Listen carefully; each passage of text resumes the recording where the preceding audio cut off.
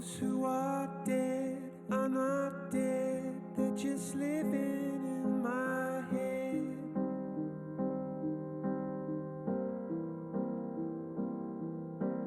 I don't think there's any doubt that Bradman's one of the most important people that's ever been in Australia.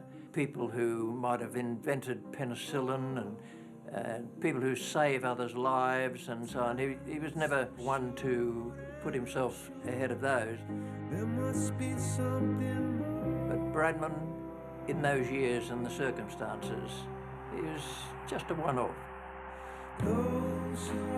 Well, there's no doubt that Don Bradman is the best batsman of all time, and nobody will average 99.94. I think it was more than that. I think the fact that Bradman's period was during the Great Depression, when Australia needed a hero, and he stood up.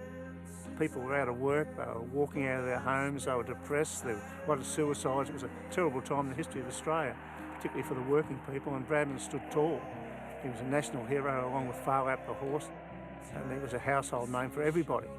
Apart from his performances on the field, he was just an inspiration to a country that was struggling. It was just a wonderful time for Australian cricket and for Don Bradman.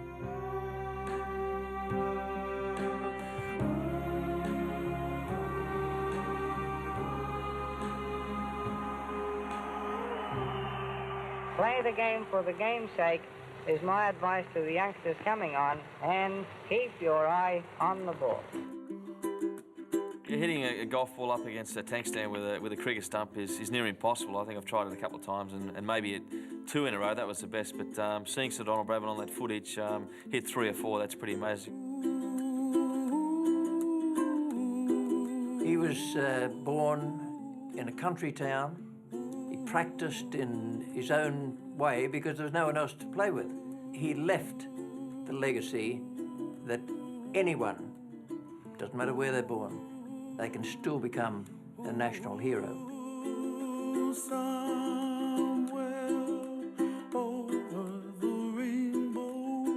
Did you enjoy your cricket, Sir Donald? Did I enjoy it? Richie, when I was a small boy, the week consisted of Saturday. The other 6 days were a fill-in to lead up till Saturday.